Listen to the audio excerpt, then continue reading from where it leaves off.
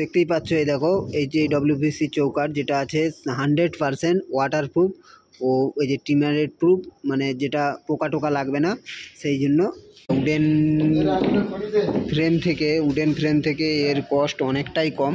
একটা ডব্লিউপিসি চৌকাঠ বানাতে ज़्यादा से ज़्यादा 3000 থেকে 3200-3500 টাকা খরচা হয়।